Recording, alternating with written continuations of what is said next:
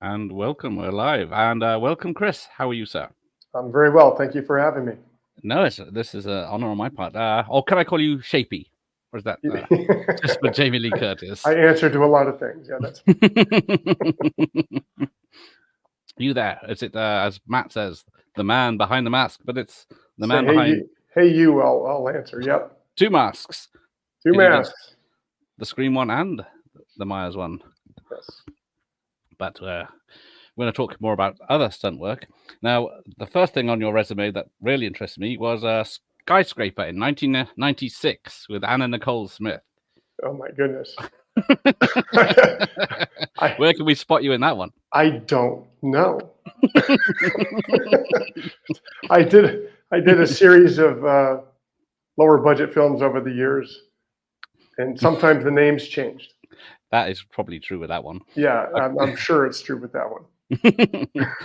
All right, we'll try with 1981's Les Fourbières de Scrapin, as my pronunciation goes way off.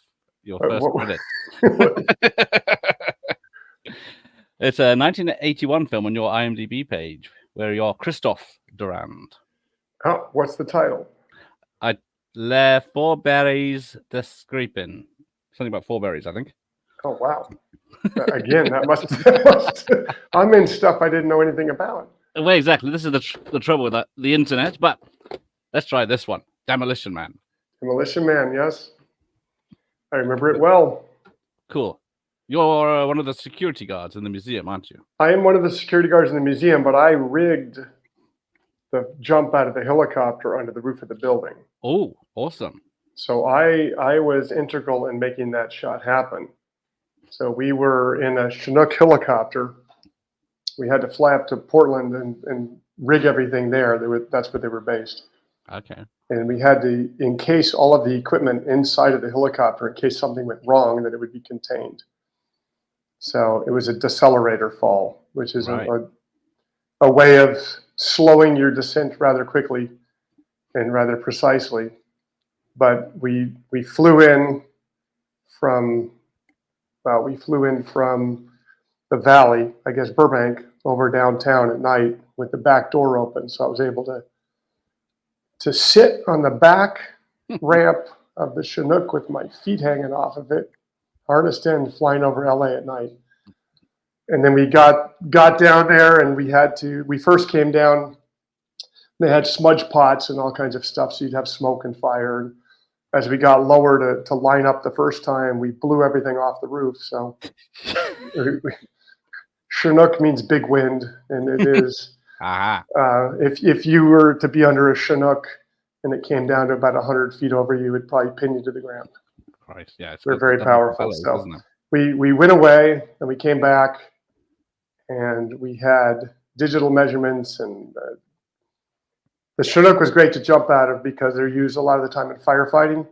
Oh yeah, it's something nobody ever thinks about. But if you have this massive tub of water underneath and you let it all go, you don't just go flying straight up in the air because you've dropped all that weight. They're really amazing. They adjust instantly and they don't move anywhere. Oh, cool. Which is what we needed. So when he jumped, my friend, I was the last communication between the pilot and him and everything, and waiting, and I just was like, and go. And he jumped and comes down all the way under the roof. That's Stallone's entrance. And then we blew the building up later. That was a building slated for demolition, so they worked it in. Yeah, it's a massive explosion. Yeah, that's all real, that building going down. Yeah, because they wouldn't bother doing that today, would they? Yeah, it depends. If you had, they worked it out because they knew something was being demolished, and they worked it into the script. Because they got 2 in Lethal Weapon 3 as well, don't they? They blow up. Yeah, and they would still do that today because it's such a good production value if you could get it, if it lined up. But then I was the security guard in the museum, and Wesley Snipes shoots us. He was known for that in that film. Yeah. What about Beefy Trainer in Power Rangers Time Force? Oh my goodness. Power Rangers is a fun show. Yes. It's a very quick kind of a show. The funny thing about Power Rangers is my friend was directing a bunch of those, and I kind of asked them what the budget was because they're ultra low budget, and I think they made each of those for about $300,000. All right. Okay, for half an hour show, which is astounding. Mm. And then he said, yeah, they made about $200,000 selling the show. So it's like you're off $100,000. You're minus every episode. And he said, yes, but it's the cheapest half-hour commercial you'll ever see. Ah. There we go. Exactly. So that was just real fun stuff to go in. And those guys are super talented and really creative. So it's actually a show where you got to go in and have fun and do creative stuff. Oh, cool. Let's have a look. So you got 2 Maniac Cops on your list. Yeah. So let me see. I did 1, 2. Did I do anything on 4? I don't remember. You got 2 and 3 listed, but whether I was on the first one too. I was more rigging than the first one, but 2 and 3 I did all the firework for Robert. So all of the stuff in 2 when he lights on fire in the prison and marches through all of that. That's me. And then part 3 we did we had this abandoned hospital we were filming at, and it had a chapel, and I'm doing. So this is possibly not good for me long term, but I was carrying a body through the chapel on fire, creating a burning cross. So easy. Yeah. Yeah. And it was that was a good one. And so those fire sequences, I think the top of the flames from the floor are good 12, 14 feet off the ground. Yeah. I mean, they were blazing. So I'm engulfed and the flames are, taller than me again. It's all in a day's work. All in a day's work, yeah. And actually those sequences, it's really interesting for most people don't realize is you get very cold. And the reason is there's a gel that you use for the fire safety, and so we soak Nomex underwear, which race car drivers would wear for fire protection, in this fire gel, and then you put the whole thing on ice. Oh, right. And then I put all of that on first. So you've got cold, like icy clothes on against your skin. Right. Before the fire suit, before everything else. And then a hood with Nomex lenses. And then you're holding your breath for all of that stuff. So I'm breathing through a tube until it's time to light me, and they fuel me up. And then you take a deep breath and you hold your breath until they put you out. No, thank you. I won't do that. Nah, it's not claustrophobic at all. Take your word for it. Let's see. Alex says he remembers you working on Nightlife with Scott Grimes, and you did a stunt with the zombie during the production of that time. Nightlife, jeez. God, these names, I don't remember half of them. I think I know what he's talking about. We did a bunch of zombie stuff early on. That was fun. Yeah. Can't see it on my list now. But yeah. So we'll go to more fire. Well, it says fire. Where's it gone? Rapid fire with Brandon Lee. Yeah. So I did the big fight sequence, shootout kind of stuff with Brandon early on. And then I had gone after that and worked on The Crow. Yes. With him. And very sad, of course, but we were there doing the big conference table. Oh, right. And he sits up on the table and it starts a big fight. But we had, I want to guess, 20 of us firing guns all week long without any incident. Oh, yeah. No problems. And it was a freak thing that happened.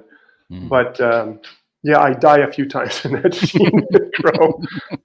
They cut out a really cool thing. I mean, maybe they've re-released it since, but the original release did not have this poem, because he starts the fight and everybody kind of disappears into the darkness and scatters. And he starts reciting a poem as he's coming around looking for us. And each couple of steps, 2 or 3 of us will pop out and he'll dispatch us and then keep going with the poem as he keeps going.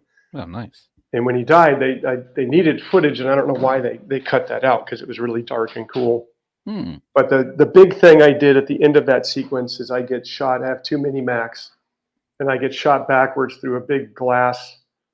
It was a slanted glass, if I remember right, just a wall. And I do a 50-foot backfall, shooting the guns into a dance floor full of people. Right. So I probably stopped on that cable fall. I probably stopped about 2 feet off the ground. Yeah. That's 2 feet. Yeah, plenty of room. Close enough. There's room. Because were you doing stunts for multiple characters? Because when you die. Yeah. No, you sometimes double and sometimes play parts. And sometimes both in the same thing. Right. Because Rage and Honor in '92 with Cynthia Rothrock and Richard Norton. Oh yeah. Yeah, I remember that. That was downtown. Yeah, big fight scenes, lots and lots of fights, and getting tossed through windows and hanging off of buildings and all kinds of stuff. Ah, nice. I guess, how long did you work on that one? Do you have to choreograph? Yeah, choreographing the fights. My buddy was doing most of the choreography. Really talented guy, since passed away. But he was more in charge of that stuff, and then we got to do a lot of really fun stuff because they gave us free reign on that one. Oh, cool. Yeah, so we were coming up with things that were kind of fun and crazy, and crazy for us even, I guess, for some of those things. But I'm sure crazy by this normal person standards. Yeah. Yes, the Stuntman's Life. Because I just put it in the chat at the beginning and then put it in again. There's your next project. Was it Dark and Well? Dark and Well, yeah. It's a show. It's a horror show called The Haunting of Dark and Well. I'll show you. I'm going to be this lovely guy here. Nice. Handsome devil. It's something we had up and running right before COVID, and then of course everything scattered. So in the meantime, it's a 1950s based Halloween themed show movie, nice. and there's 31 masks, and we have since designed, sculpted, and cast all of them, and done a graphic novel. So here I'll show you a little. I'm going the wrong way again. Ooh, hang on. Some of the masks. Oh yeah. Okay. Nice. So these are all custom. And then we did this as well. We didn't waste our time on. So wrong direction again. issue 1, issue 2 of 6 for a graphic novel. So we kind of are doing it backwards, because usually that's the supporting stuff that comes after a film. But because of what happened, we just kept going and got all this stuff done in a row and ready to go. And we're back in serious negotiations for money. But if you go to darkandwell.com, as you see on the screen there, Autumn Night Enterprises, you can get all those masks. Something we're real proud of and working towards. There he is. Towards getting it on film. There he is. That's me. I will be the titular character. That handsome devil right there. Yes. Go and meet him in a dark alley. Yeah, exactly. That's nice. So yeah, the link's in the description and everything. Oh, my mouse is on the wrong screen. That helps. Right. And then you're also coming to the UK. I am. So that is not this coming weekend, which is what the. Yeah, I gotta work. What are we? Wednesday today. It is looks like the 18th, 19th of October. Nice. For Manchester, for Love of Horror.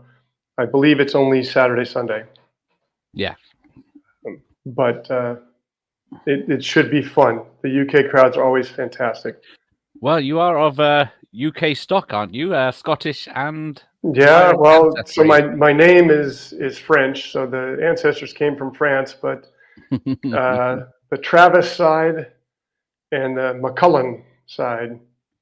So yeah, no, definitely. Right. I'm very well mixed in between, I think, England and France. Yeah. Well, with English. Although I looked up the McCullen, and we weren't exactly a powerful clan. I think we were like one farm or something. It was just pretty small. No I think we manners were just fitting in between the cracks somewhere. So you can never go back. But well, history and archaeology, you did. yep, degree in archaeology. Did you Exactly. want to be Indiana Jones? Well, it's something I was just always interested in. Yeah, but no, my family's. That's what my family background is they're all scientists. Ah, So my parents split when I was young and both remarried, and out of the four, there were three high energy particle theorists. right. So a kind of exclusive crowd, So I've been to Fermi Lab for the accelerator, and I've been to New Mexico for Los Alamos and all of that stuff. Yeah, Nice. I grew up around all that kind of stuff. Bloody hell, that's good. And now you set yourself on fire for money. Yeah. The funny thing is, I want to know what they're doing and what's happening in the science. And when I see them, they're all like, "What are you working on? What are you doing?" So it's kind of funny that they're after me that way. Yeah, I guess that's good. Well, it's foreign. It's so foreign to what they do, and yet not, because there's a lot of basic physics involved in what I do. You have to work out the drops. I'm the applied physics in the sense. Ah. Don't need a particle accelerator, but right. Unless you're making dinosaurs, as you were in the Lost World, Jurassic Park. Lost World, yes, that was fun. That was those shows are very complicated. They're very big machines, a lot of moving parts, but we got to have some fun. But running away from a T-Rex that's not there is a trick. At least we weren't all green screen. We actually had kind of a gully for one thing, which was dressed out with all the plants. And then what they typically do is they'll have somebody with a pole and like a really cheap cardboard cutout of something, so everybody's eye line is the same. Yes. So the eye line. You get kind of a speed and a reference point, and then they come through with light balls, tennis balls, all kinds of technical things that help them light the animation later. Nice. But yeah, you just act scared. There's tennis balls coming for you. Yeah, and then we did shoot some of that stuff out and about, which was quite fun to do on location. But the same thing applies. You're running away from nothing. So. Was that in San Diego and Hawaii, or wherever they filmed it? Some was in Hawaii. We did some more locally to Los Angeles. There were some fields where we were running away from the raptors. Oh yes. So it was the tall grasses that was all out here. Oh right. Wherever fits the bill. But they had, it's a big enough show they can go where they need to. Sure. Yeah, that was going to be a big film, wasn't it? After the sequel, first film. Jamie's here. Hello, Jamie. But then you've also been into space with Star Trek Generations. I did the one thing I ever really wanted to do on a Star Trek was cheesy reactions on the bridge. So in that film, the Enterprise crashes, and I was part of the bridge crew doing the big crash, which was lots of fun. Yeah. I end up getting flipped over, and I guess it's a bit different to the '60s show. It's where you had gimbals and a moving set, or did you just pretend to move? Did we have gimbals on this? I don't know that we did. I have to think on that. I'm not sure. We probably did for portions of it, but we were just selling it big too. There's ways to do it where you're not just stumbling and falling and such. But it was a much bigger crash than that, and I think the helm everyone got thrown forward into the screen, and yes, yeah. Another Enterprise down. You've done, I think it's 2 Michael Bay films, Pearl Harbor and Armageddon. Yep. I think I've done something else with him too, but that's Pearl Harbor was Pearl Harbor was a lot of fun because we were actually in Pearl Harbor. Oh right. So we were shooting with the real ships. It was the first time They had real Zeros flying over the island since the attack. All right. There's no better simulation than to be standing in period costume in the dark in a ship, listening to explosions happen outside, waiting for our cue because it was windy that day and they had a big explosion that we had to let the fire roll down the ship before we could come out. Pop out and there's Zeros bombing by us and 50 cals going off and we're jumping ship, and yeah, it's about as good as close as you're ever going to get to what those guys really went through. Mm. And we're doing make believe, so I can only imagine what it was on the day. Yeah, because I know parts of the film are derided, but the attack is yeah. Yeah. Well, the film kind of went off too far and did stuff, but the attack stuff was great. But we did well. So some of the guys helping us with water safety are big wave surfers, North Shore lifeguards.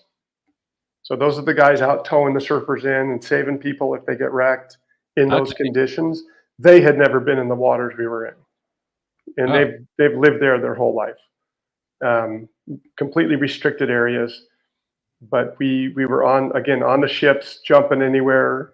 A lot of the jumps were anywhere from falling off something 10 feet high on fire to 60 feet, with a group of us jumping off and trying, making sure you don't land on each other. So we would do little groups of 3, and you'd say the first guy, when you hit, swim away from the ship. Second guy, tuck in. Third guy, you go right where you're going, but you don't want to land on anyone from that height, obviously. But then you'd get up there and you'd see a big bubble trail going underwater and tracking somewhere different, and you're like, okay, not going there, I'm going over here, and you had to adapt on the day. Right. Yeah, but at 60 feet, you're cruising when you hit. So you got to come in pretty hard and punch a hole. Yikes. Yeah. But good stuff. We did one sequence where we were in lifeboats and we had, I want to say it was 5,000 gallons of gasoline for one explosion in the distance. Right. Bloody yeah. They were big stuff. Big stuff, yes. Because I know a lot of people do like that film just for the realism and the explosions, because he went all out. The costumes were, fantastic. Or lack thereof sometimes, because people were caught in anything from waking up when they're caught to full dress. So, because did you get to meet Kate Beckinsale at all? in passing, but shows like that, you're really circling each other because it's such a big production.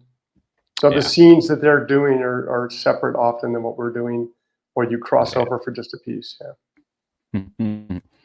And Andy's asking about 976 Evil 2. Oh yeah. Was that what's the director's name?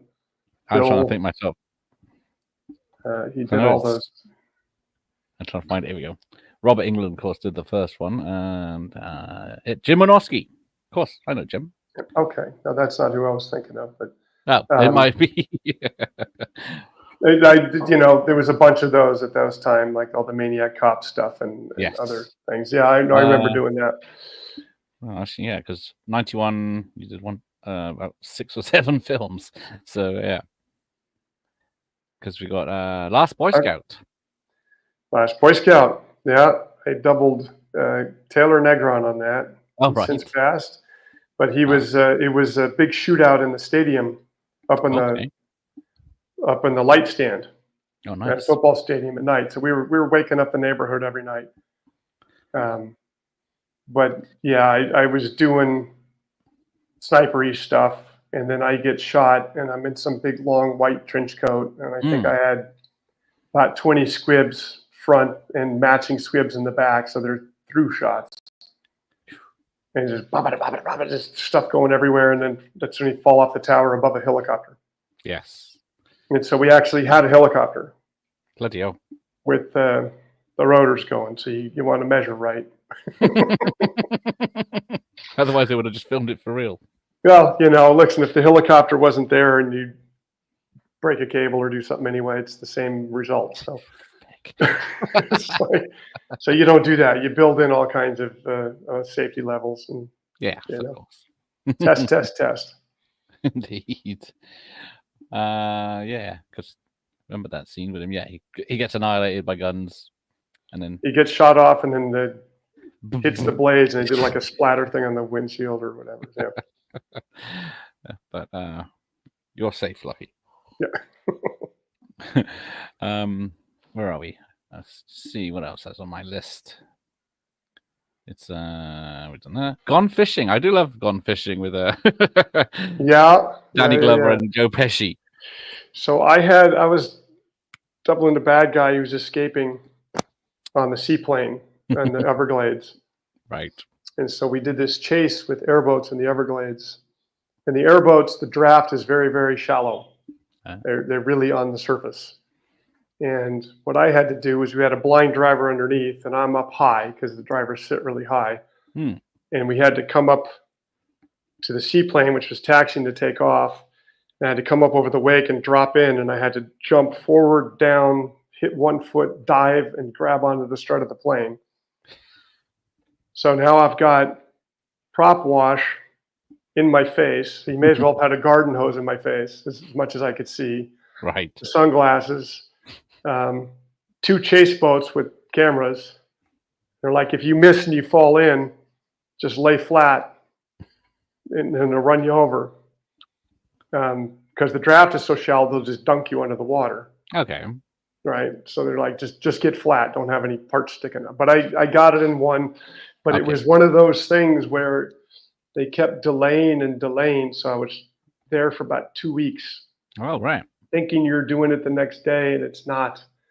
It was that feeling you have as a kid as having to do your book report in front of the class and not volunteering to do it. And so you're waiting and with dread every day that you're going to be called. And so they finally said, we're losing water in the Everglades. We got to go. And we got it in one. And then I got to do something very, very fun. I got to hang on to the outside of the plane. I cabled in. So I'm standing on the pontoon of the seaplane, taxiing and taking off from the Everglades, and then flying above the Everglades on the outside of the plane, and then coming back to reset and swooping in and landing and while I'm outside the plane, like on the surfboard almost. It was really cool. Nice. Very unique. Did they clear the area of gators? They can't clear the area of gators. You just do it at the right time of day, and you'd scare anything off like that from the boats. Yeah, that would be my biggest. I still didn't want to go swimming.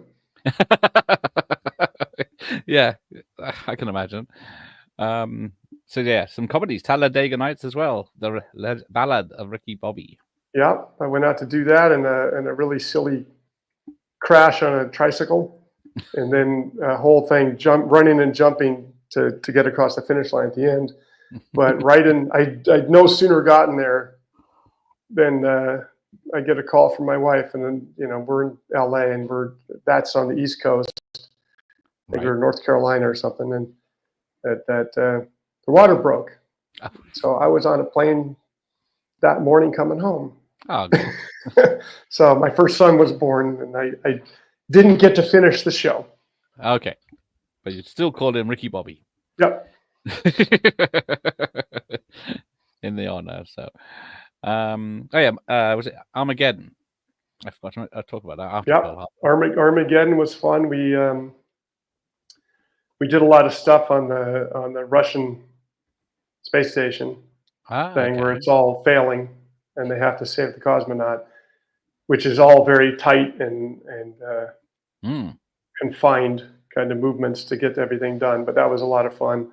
And then I also did some of the stuff where they had us in the full spacesuits, and they did these spacesuits what I would call realistic. How's that? They were heavy. Yeah. You put your hand inside the sleeves, and it was all one glove, so you had very little ability to kind of grab things. And then they put the helmet on and seal it on your head. And so we were on oxygen and comms, radio comms on set. So they made it very realistic for everybody. Okay. Then we were doing shots that were, it's difficult to react in that or move too much. But we did a couple shots where we like floated down through a tube with two of us, and then you come out and float across the station, and things where you're on the surface getting blown back, and a lot of stuff like that, little pieces. Yeah, a very big production, and difficult in the sense that suit is unwieldy. They could have made it nicer for us, how's that? But sometimes they want to do this realistic feel for everybody. So, I guess it's a top. right, you want it to look right too. Yeah, because people still complain that there's the wrong badge on the spacesuit or the visor. Yeah, well, out of my control. Yes, exactly. Oh yes, but as Chunky Geordie says, I bet that was a rush flight back from. Yes, indeed. I barely made it. And in the Talladega Nights, I got to say, the production, those guys were so sweet. Oh yeah. But I had called a friend to grab me at the airport, and I was halfway from the airport to the hospital, and they're calling me and saying, "Where are you?" And I'm going, I thought you knew I'm in LA. And they go, "No, we sent a car for you." Oh. So they sent someone to meet me, but I didn't know. So they were trying to get me to the hospital as quick as they could too. So very sweet. And then they kept chasing me down for contracts and payments. And I'm like, but I left you guys. I cost you money more than anything. And they're like, no, we got it. I still get residuals from that. Oh, that's nice. Yeah. Very kind of them. Yes, I should have asked this earlier. Hold the Line says, how did you end up being a stuntman? There's no college there because if you came out of was it UL, whatever? UCLA with archaeology. Yeah. Yeah. You're a stuntman. The quick answer is I kind of fell into it. It was something that I didn't. It was stuff that I did in my life anyway: rock climbing and martial arts and gymnastics and stuff like this. My best friend in high school, his mom was a famous actress, Nancy Kwan. She had done the Flower Drum Song and The World of Susie Wong, Rodgers and Hammerstein musicals way back in the 60s. But he was a talented martial artist and had gotten started because of who she had worked with on set. And then I realized through him, it's like, hey, here's this job that does what I love doing anyway. So I pursued it, mostly after I got out of school and had the degree. But by the time you get successful in stunts, you could probably have gone through law school or medical school or something. So it's a commitment. It's not a daredevil thing.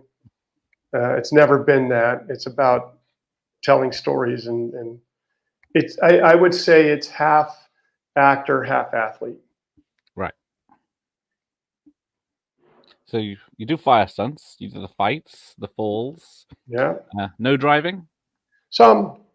Some, but I'm pretty tall, and it's a lot of the big crashes. You've got guys who are more 5'7", 5'8" range, because you got to build the cages around them. Sure. So a lot of these cars, when they're flipping stuff, have professional race cages in there that could withstand 200-mile-an-hour crashes. So it's really, you set the car and you take the tank, the gas tank is removed completely, and you put what's called a fuel cell. So you have just enough gas that's kind of really contained and safe to get the shot. And then that's it. So that's when you're doing the big stuff.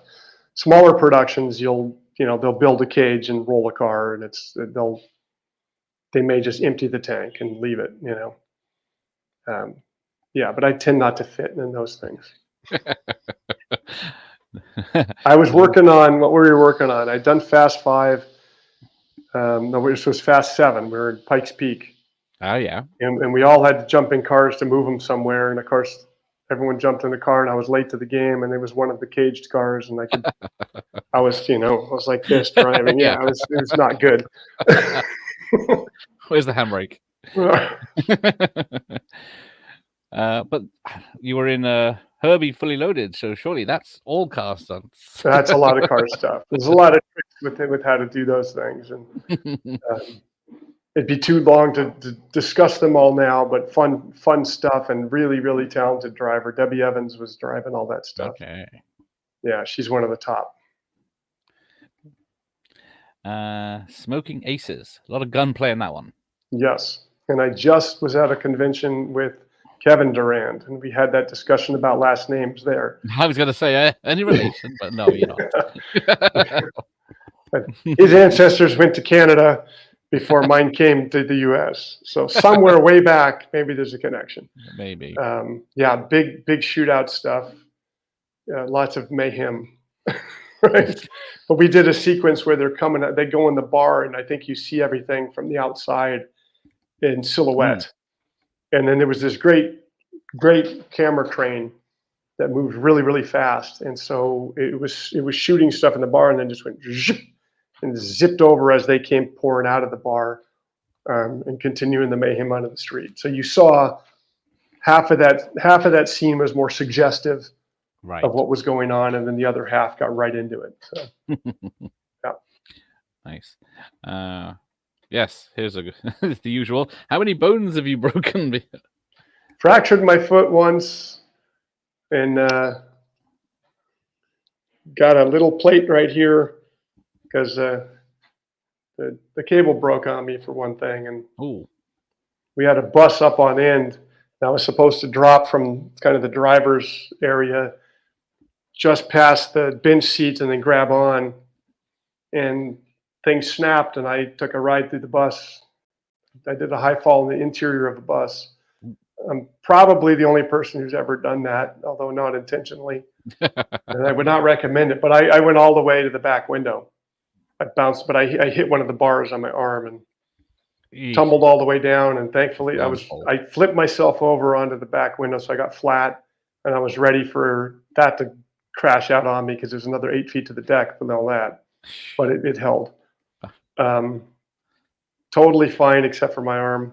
Okay, that's lucky. And as the saying goes, I don't know if you remember, Rudolph the Red-Nosed Reindeer, but bumbles bounce. So apparently I'm tougher than I look. So. Mr. Dan is Horror. Hello, he says. Hello, Mr. Dan. Hello. So yeah, I'll just put that link in for Dark and Well again, so everyone can take a note on that. Right, where are we at? Brendan Fraser. I've done a couple of. I see it's California Man in the UK because we don't know. Encino Man, yeah. Encino's part of the Valley. So the whole Valley Girl voice thing, that whole trend, it's part of the Valley, yeah. Yeah. Because you doubled him in Looney Tunes Back in Action. Yeah, I doubled him on Encino Man when he was first starting. Okay. And so I did all the little caveman backhand springs and all the stuff jumping around. Wow. And then, he when he went to do George, there was a guy who looked just like him. Okay. Who was doubling him for a while, who turned out to be here illegally and was giving people false information, so they booted him from the country. And then, anyway, I reunited with him at that point for Looney Tunes, which is one of those things like Jurassic. You're fighting cartoons that aren't there. Of course. Yeah. Fighting, playing with, running around, doing all that stuff. So.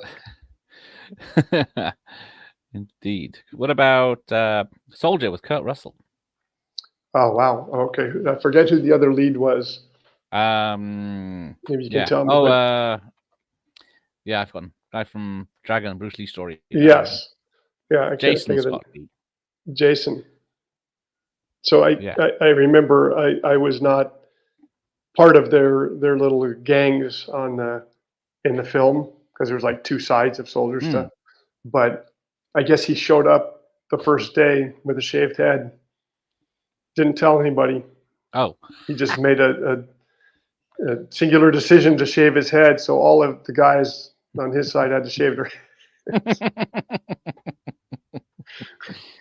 Makes perfect sense. Yeah. Well, visually it was what they were trying to match everybody. So yeah. That kind of caused a big problem for a minute there, but I bet. Yeah. And what the hell is Slappy and the Stinkers? Wow, that was a kids movie. Yeah. I'm trying to think what I did on all that stuff. I think that was the kids at camp kind of film, like a summer camp thing, and then getting into all kinds of trouble. Yeah, I remember doing a ratchet on that one where they set a booby trap for him, for one of the counselors who steps in it and gets yanked down and then slid up and hung upside down. Right. One of those kind of traps, yeah. Just your basic one. Yeah. The typical Thursday morning, right? Yeah, give me something hard to do on the weekend. But yes, hold the line. So have you met Tom Zavani? Because I guess Tom Zavani. Yes, I have at the cons. Yeah, I've crossed with him before. Yes. Yeah. I was to say, because otherwise you're just wearing masks, aren't you? In Scream 2 and Halloween. So Halloween, well, I'm playing those parts. You're a mask, but so Halloween, it's I am Michael. I am the character. I did all the stunts. I did the whole thing. Everything you see in that is me. In Scream, it's not supposed to be. Yes. It's supposed to be one of the leads. So the mask stuff we did with me and a couple other guys, mixing it up so you wouldn't clue in on someone's movement, right? And be able to ascribe it to one of the main characters. Wes always wanted you, the audience, off balance a little bit. The fun thing about Scream, well, two things happened. One is, I'll back up.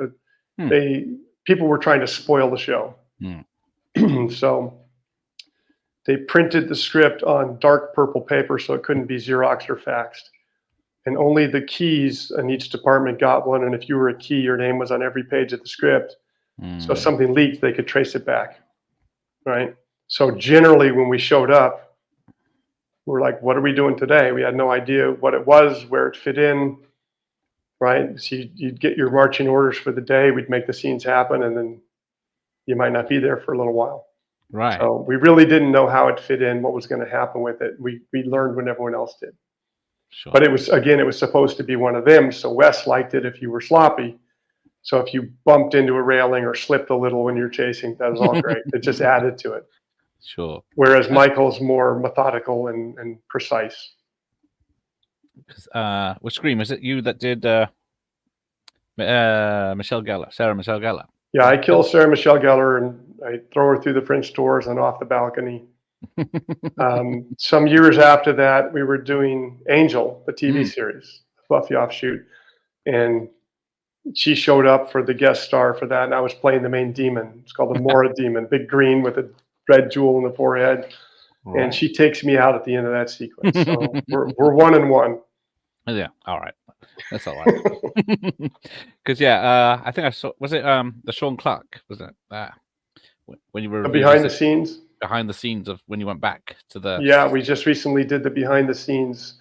So his handle for that is Malfunction, but the Sean is Sean, Malfunction.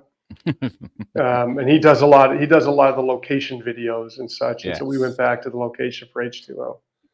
And he cut it down and cut it down and cut it down, and it's still an hour and a half or something like that. So. Well, it's a lot of stuff to look at, isn't it? Just well, we would talk about it, yeah. It's as long as the movie.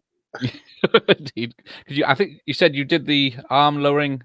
Yeah, that was an on the spot decision because Steve was just looking for where I could show up from, like it was rise up behind, come from right, come from left, whatever it was, and he saw this pipe running across near the ceiling, just with the gap, and he's like, "Can you fit up in there?" And I'm like, "Get a ladder, let's see." Half an hour later, it's on film, and it was in all of the previews and everything. So it was all the teasers. Yeah, became an iconic shot.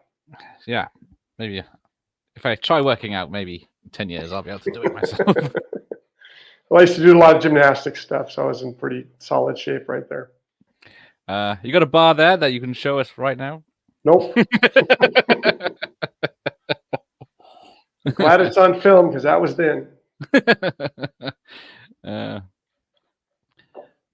So yes, while we're on the subject of Michael Myers, is it dark inside the mind of Michael Myers? You have to think like him, you said.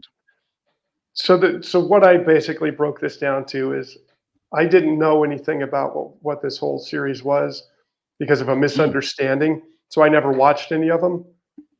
So now I'm showing up on set doing what I think is right, and I'm like, I'm just some guy in a mask. I have no dialogue. You might see my eyes, maybe. Be scary. And the lighting helps, the mask helps, the music helps, obviously, but there's still something missing. And so I realized you kind of had to really mean what you were doing. And by that, it was very simple. I landed on a large cat like a tiger. If you've ever seen one crouched down, locked on prey, you can't break their gaze. They're just Right. that feral gaze is just it's frightening. So I kind of played him that way. Like I'd lock on whoever it was and go, I'm coming, and you can't stop me. And you know, that was so. It wasn't so much getting dark; it was getting focused. Right. So I focused on what I was doing. Jamie made it hard on me a couple of times when we were in tighter scenes, and she would come up when I was getting ready and just get in my face, going, "I'm going to kick your ass." I'm like, "You're not helping the No. scene, right?"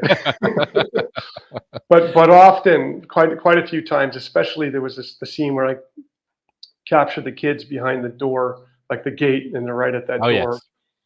yes. I avoided them for well over an hour beforehand, and when they were lining up the shot, excuse me, I Mm. got ready the other side of a courtyard and out of sight. And then they invited me up to the set, and I'm like, nope, just roll cameras. And they rolled cameras, and then I stacked myself behind the camera and started walking up there so they couldn't see me.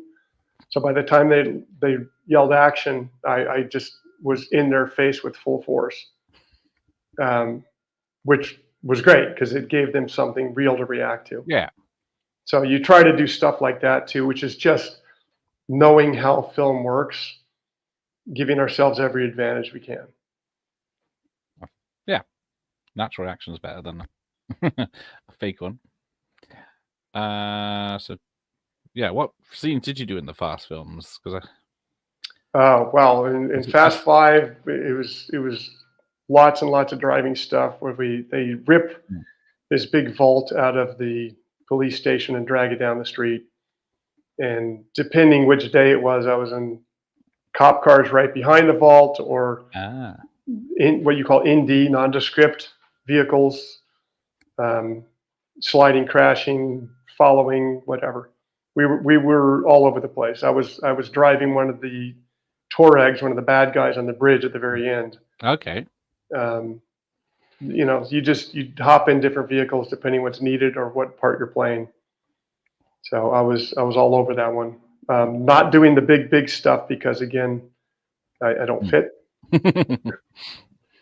Uh, but that was fun. And then Fast Seven, we did the whole Pikes Peak sequence, which is we were all the way up, which they race up, and so we had Yeah. some of the guys who race it with us, which was quite eye opening because they keep the speed limit to 15 miles an hour on there for any pedestrian traffic on any given day, and they'll ticket you if you go over 15.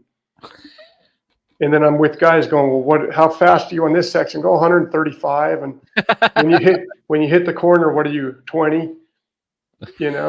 So they're just full throttle and then all the way down to make a corner and then full throttle and all. So they memorized the course. So some of the guys just knew the mountain intimately.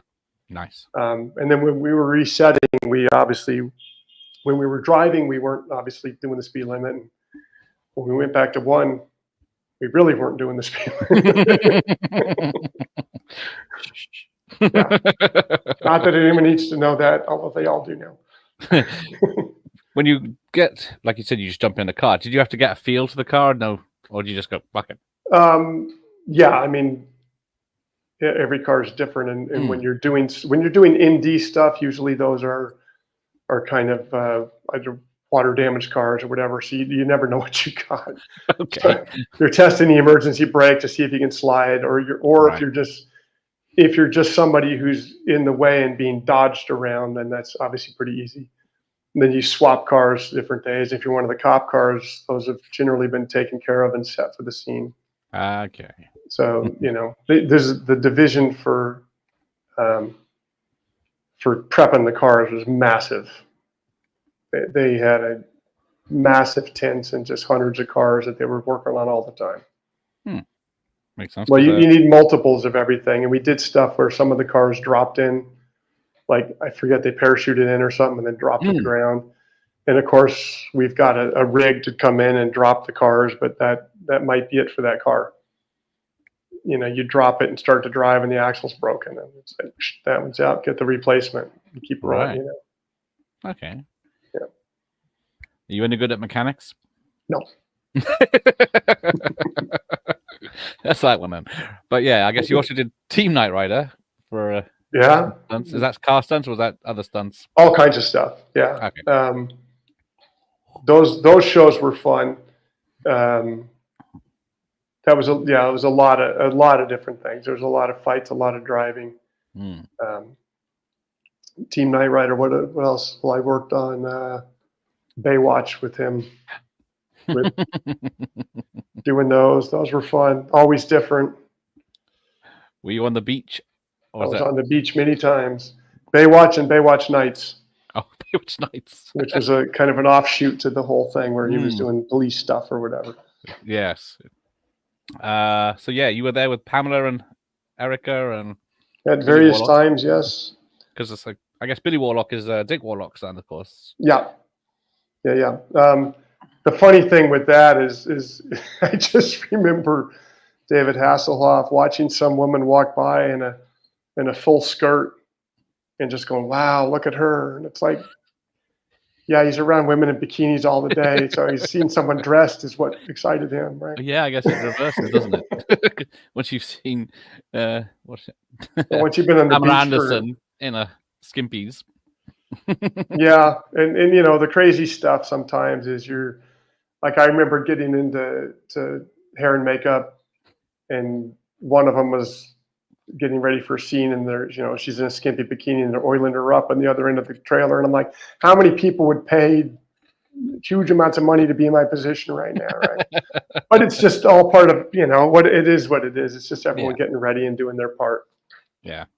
But yes, exactly. I have a funnier story the other direction with that. Oh, right.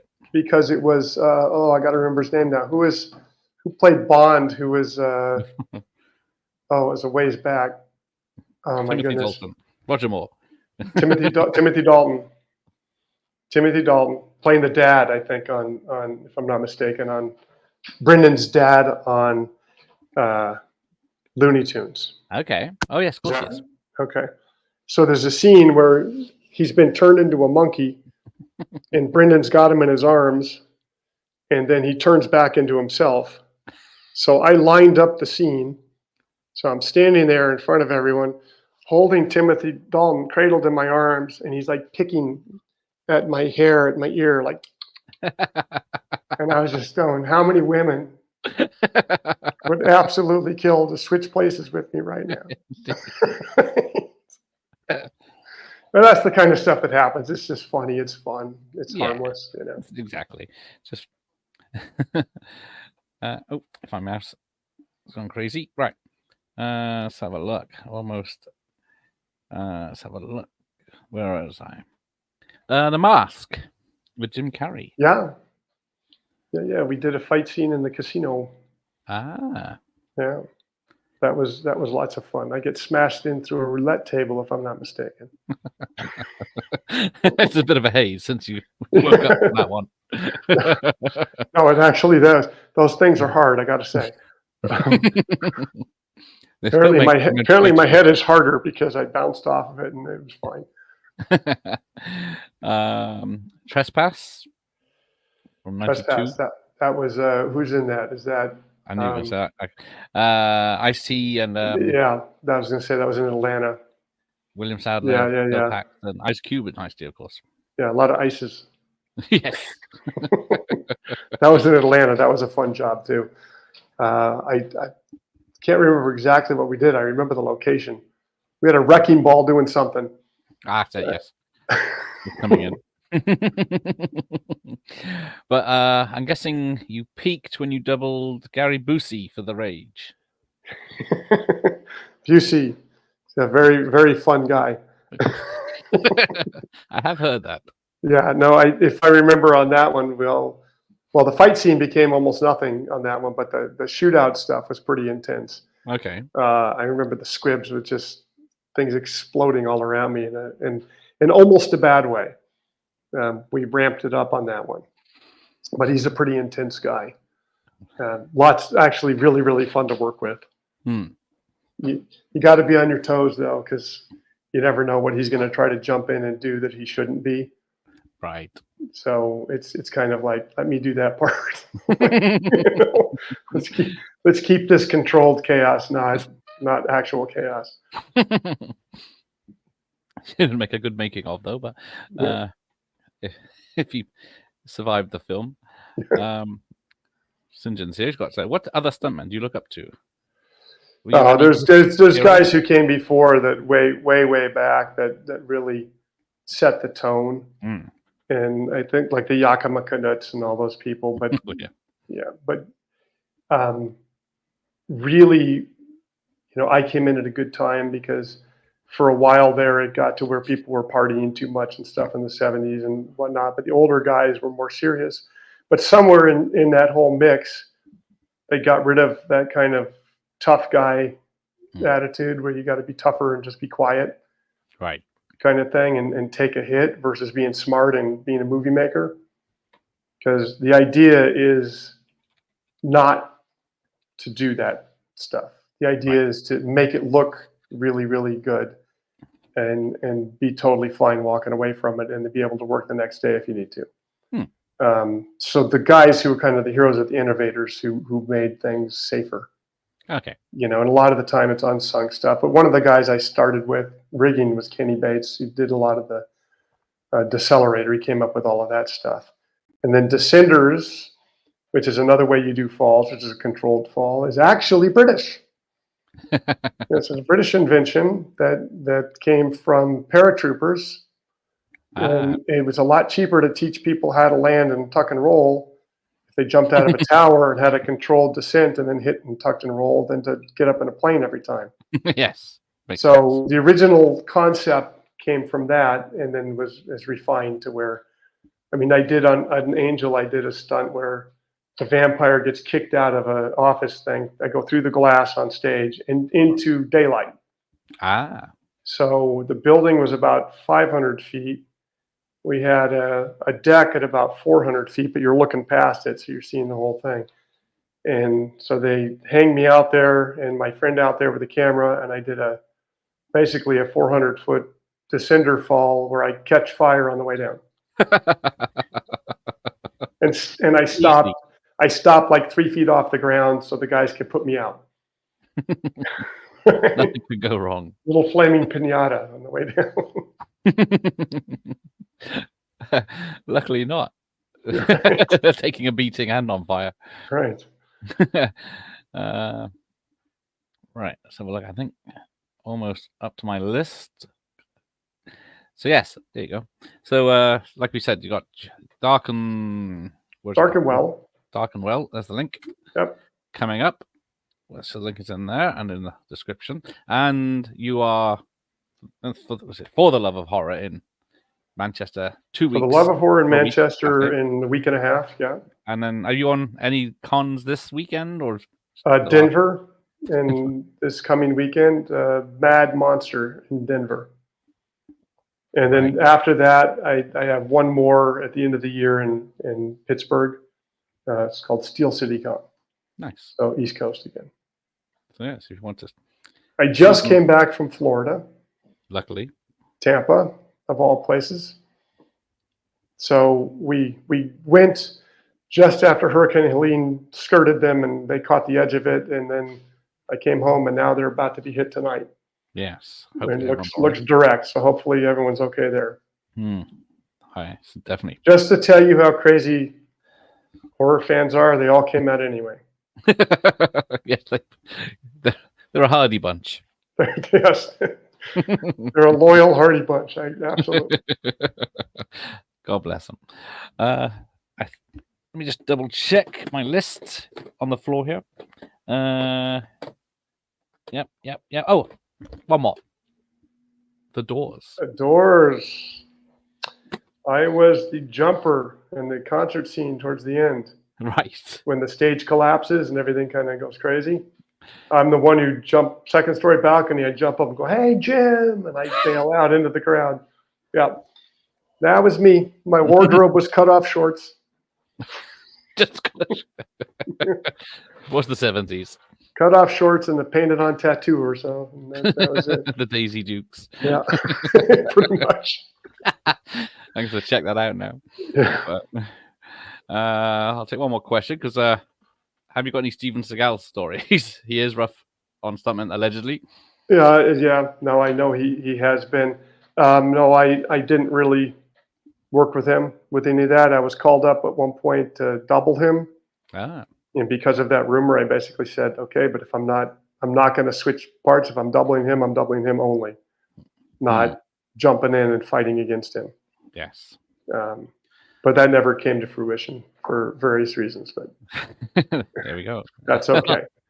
As long as you're all right. But yes, so check out Dark and Well website. And thank you, Chris. Thank you so much for having me. No worries. Thanks for everyone in the chat. And I'll see you next time. Okay. So, good night, everyone. Bye-bye.